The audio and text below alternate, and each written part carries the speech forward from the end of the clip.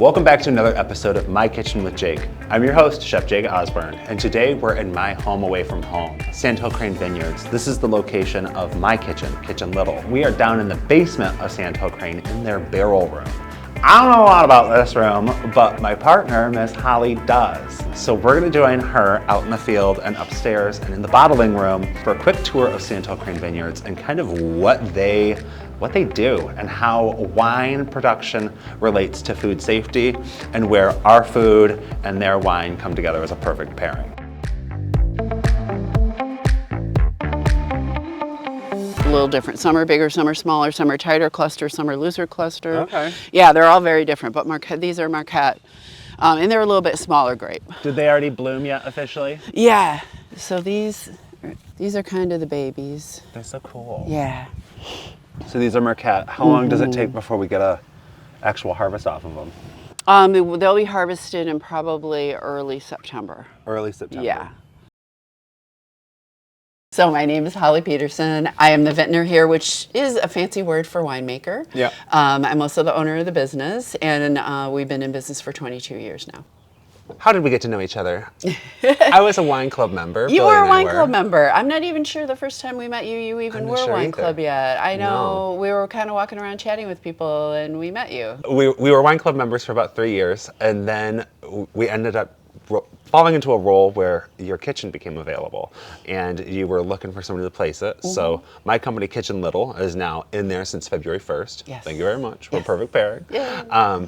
And with our show, we're talking about food safety and how food safety relates to what we do every day and how it relates to the public. We're always talking about it. Food safety is kind of in our core. It is. Yeah. It's everything about us. It really is. Yeah. And with wine, it's much different, right? Rather than just regular food safety. Because you grow all of your grapes. Yes. So you're operating as a farm. So this is where, once the grapes come out of the field or you pick them up from a local Michigan farm, this is where we're processing. This is it, yes. So we call this the crush pad. We call it the crush pad because we that crush. Name. Yeah. So how do you crush them? You stomp on them with your dirty feet. We right? No, we do not. You do not want us to do that at all. This is our crusher. So it not only crushes the grapes, but it destems them as well. So it spits the stems out the end, and the crushed grapes come down the bottom. And then we use what's called a must pump, and we pump the crushed grapes into that machine, which is the press. And that will press the juice out of the grapes. So that's really spinning it, isn't it? Yeah, it is. Yeah. It rolls it, and it's got a membrane inside that presses the grapes against these little slats here, and then the juice comes out. So they press against the wall? Or they're yeah, inside no, of it? They just kind of come out of here, and the juice trickles down into that tray that's in the bottom there.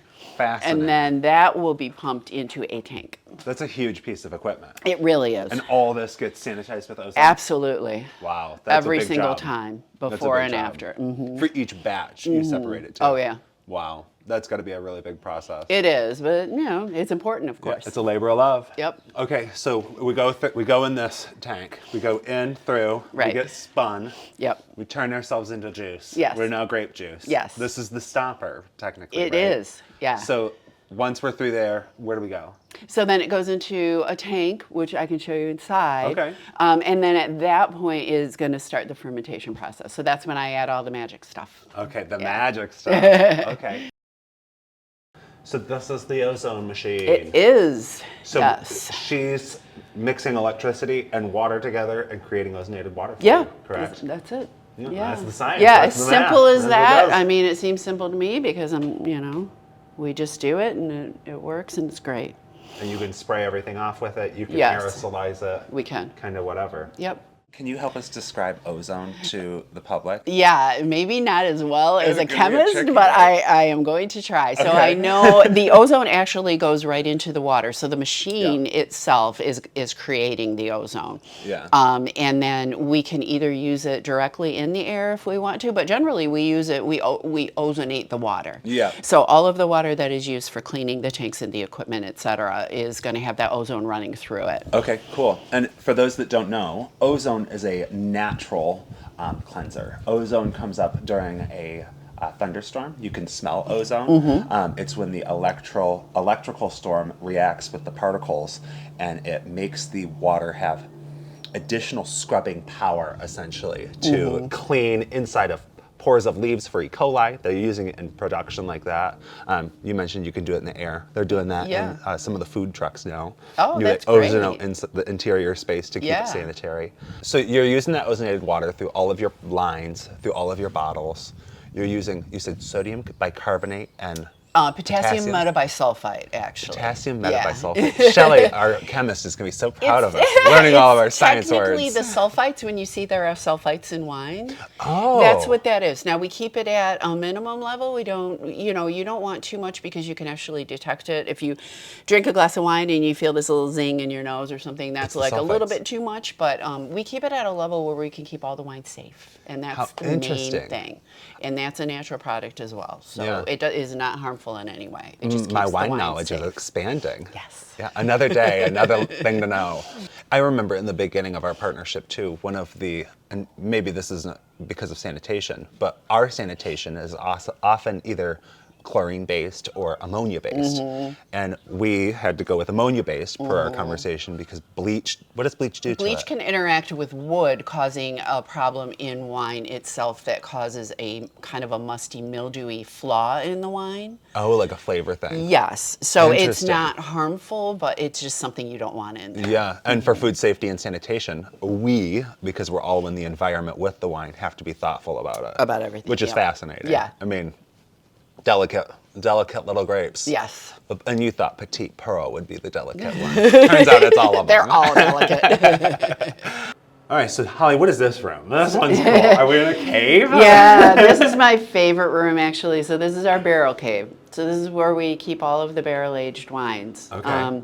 There are some wines that just like to be in a barrel more than others. Generally speaking, dry reds, Chardonnays, port-style wines, and these wines age a lot longer than the ones that are in the stainless tanks. It smells amazing in here. Like, y'all don't understand the smell. It's like, can I smell that? Oh yeah, yeah. Like, is that what it is? Yeah, is it it's wood? the oak. Oh my gosh! Is it? Yeah, I think some of it's the amazing. wine too. Like It is oozing out. It is because But the wine soaks into the barrel. Oh, I So you understand get why that you smell the kind glass.